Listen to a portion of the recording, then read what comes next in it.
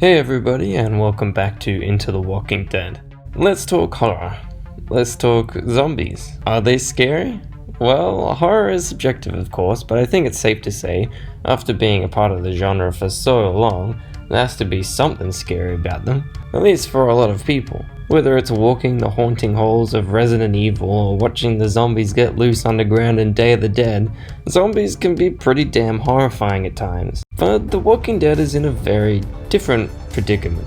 Now this is sort of a last minute thing. Originally I wasn't going to make this video, but it's sort of Halloween time and I decided to make something talking about a topic that's been on my mind for a while, which is The Walking Dead scary? More specifically, are the walkers scary? After all, this is a zombie show and technically a show within the horror genre, so why wouldn't they be scary? Well, as a matter of fact, the answer isn't a particularly easy one. So let's track all the way back to October 2010, when The Walking Dead first aired.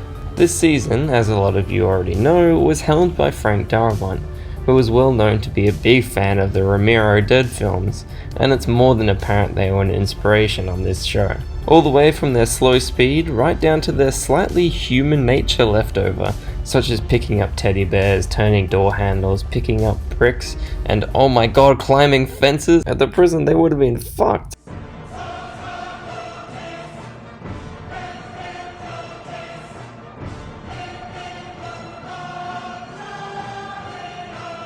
Oh hell no! And there's just that extra level of hauntingness with how a walker would be able to recognize places from their past. I've talked about the premiere before, Days Gone By, but to recap, Darabont successfully directed a true horror epic here. The walkers are creepy and horrifying monsters who are believable threats. Morgan was damn right, you definitely don't want to get swarmed by them. And we continue to see throughout season 1 just how brutal they are. Not without the excellent help of Greg Nicotero's makeup and gore effects too, of course. And even the transformation into the undead had a unique style, which happened with both Jim and Shane, where we see flashes of the walkers as they slowly turn.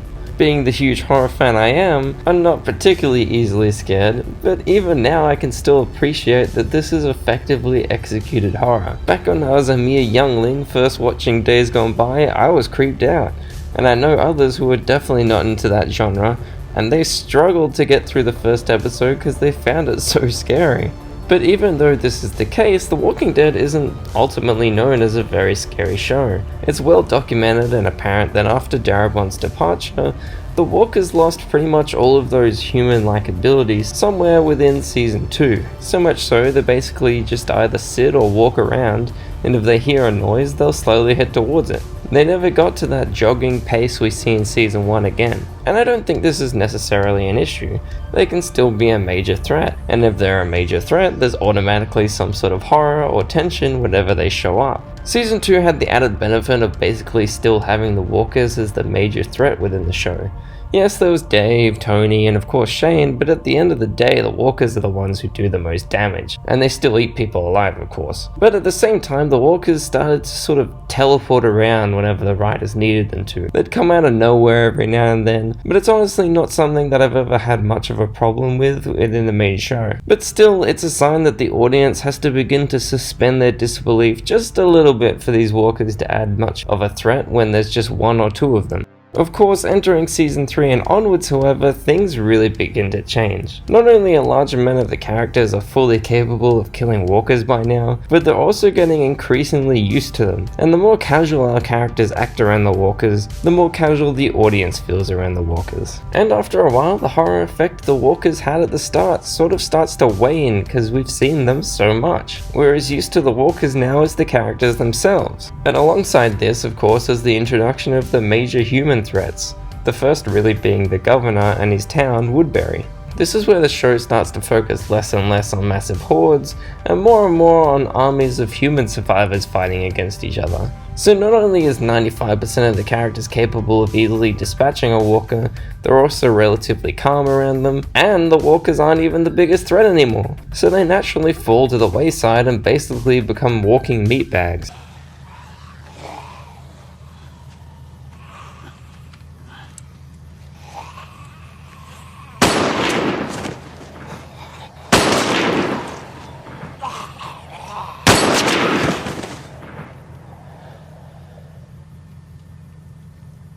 This is really how The Walking Dead differentiates itself from things like I mentioned earlier, Resident Evil and the Romero Dead films, because the whole idea Robert Kirkman initially had, of course, is for this to be a never-ending zombie movie, and pretty much it is. And to be honest, this is likely how a zombie apocalypse like this would play out in real life. Eventually, people would get used to the zombies and create a pretty efficient way of taking care of them. And of course, well, humans can arguably do even worse things to each other than the walkers ever can. And we increasingly see that in the show as we see Rick's group descending into more brutality, and of course Negan beating the ever-living shit out of people's skulls. But even so, the walkers still have the ability to be a threat, of course. They are still flesh-eating monsters and they still tear people to shreds. But within season 6 of the show, something changed again. Now, I love the first few episodes of season 6. For the first time in a while, the group truly has to focus on an absolutely massive horde of walkers, and even the human threats, the wolves, have to deal with them too. Episode 3, Thank You, is an episode that feels the most like a classic Romero-style zombie film since the first season. It's about a small portion of our group trying to escape a huge horde. It's great. People are getting eaten and picked off one by one. There's an ocean of walkers. There's some serious dread and tension here. And then in amongst all this, Glenn and Nicholas are completely surrounded by a horde. Seemingly no way out. Nicholas blows his brains out, they fall right into the horde, and Glenn lives. A walker horde. The last truly threatening part of the walkers is suddenly diminished. Conveniently, not a single walker bites Glenn. He crawls under a dumpster and lives. And this is a moment in the show where the suspension of disbelief was just taken that bit too far for me.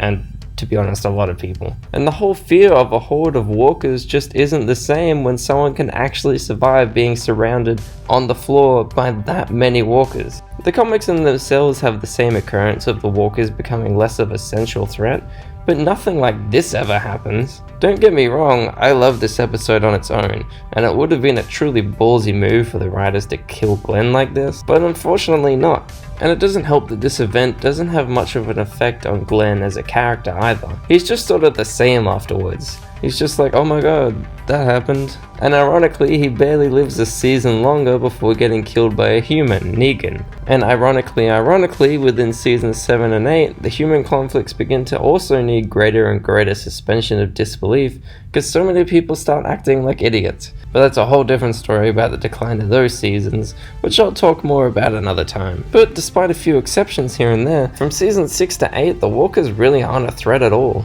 Or at least they don't feel like it. Yeah, some side characters get killed from time to time. Karl gets bitten by a single walker because he fucking falls over. Talk about more suspension of disbelief. But it's in this period where they're really just background walking meatbags. They look great, but much of any of their horror is lost here. Especially when they can get killed as easily as this.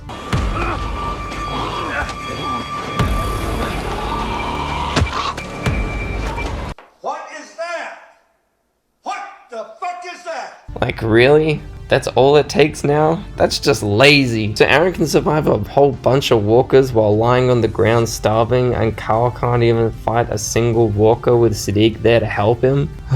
Anyway. However, in season 9 this all changed again. With Angela Kane taking over as showrunner, the walkers have really begun to take a step up in terms of their threat level. Just in the ways the characters act with more urgency around the walkers makes them feel like more of a legitimate issue. And when characters such as Rick have to make such huge sacrifices to take care of a horde of walkers, make it feel like they are truly meaningful and a prominent threat. Then, throughout the course of season 9, we meet the Whisperers. I'll talk more about the season 9 mid-season finale, Evolution, in another video soon, but the build up to the Whisperers is some of the most enjoyably creepy and horror-esque stuff the show has ever had. It just makes me want to rug up in a blanket at night and watch it all right now. Good dog, keep him coming.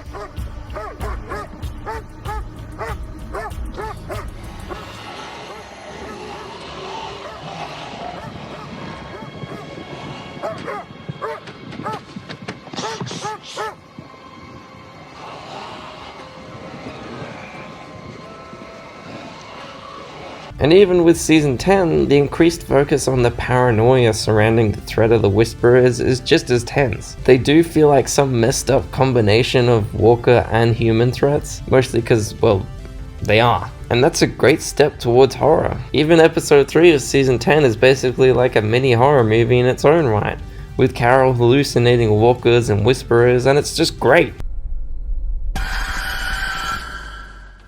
Angela Kang injecting this creepiness and horror into the show is really helping with the show's rejuvenation in general, and I haven't even mentioned the massive horde of walkers the Whisperers are in control of, and once the Whisperer war hits the fan, I can't wait to see this horde unleashed. It's truly time to make the walkers the scariest they've ever been. Now, before I wrap up, I also want to talk briefly about how Fear the Walking Dead deals with horror. After all, as I've said in the past, Fear Season 1 to 3 is arguably a slow burn horror thriller in its own right. Mixed with its themes of anarchy and descension into darkness, the Walkers are also handled really well. Arguably, the Walkers also maintain their major threat longer than even in the main show, because even by Season 3, the Walkers are a huge obstacle for our characters. In Season 1, they suitably make even just 1 or 2 walkers a threat when they've broken into someone's house. Move.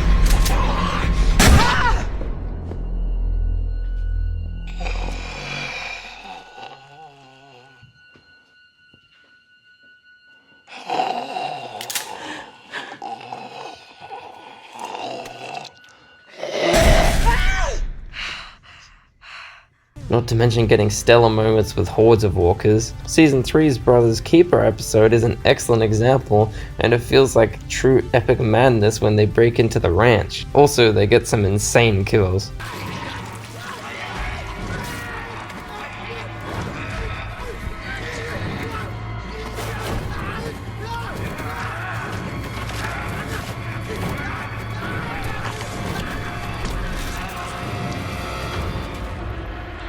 In a way, we also see pre-Whisperer tactics with the walkers, and overall they are just treated in a varying manner of ways, such as swimming walkers and even how the Mexican culture treats them. But ultimately they are all always still a threat. No one here is killing a walker with a single kick to the face or surviving getting thrown into a horde. Until we get to Season 4 and 5 of Fear. And yes, I am going to make a video about Season 5, but it'll probably take a little while, because, well, it's just so terrible. But I'd say the walkers have been treated even worse in these 2 seasons than they ever have in the main show. The walkers are so incompetent, so useless, and so non-threatening that they might as well not even be in the show. Hordes of walkers can literally be tied up by a couple of kids and do absolutely nothing. The show doesn't even follow the rules anyway when they have walkers just stopping and turning around when a particular noise stops. Not to mention how they barely kill anybody, particularly in Season 5 where there are only 2 prominent characters that die, one from another human and another via sheer stupidity. I got it! We must see what we were doing!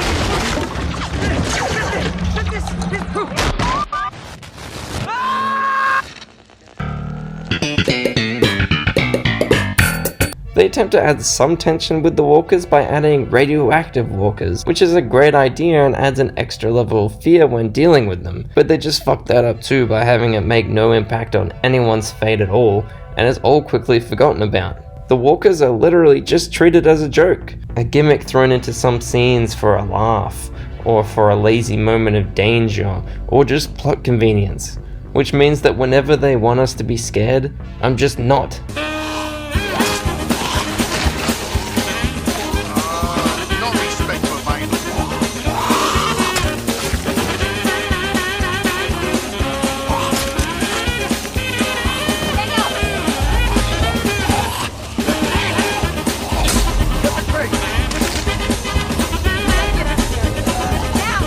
Oh, I wonder if there's anything in this field that could be dangerous. Oh wait, here's a convenient walker to show up so they can show us that there's mines in this area.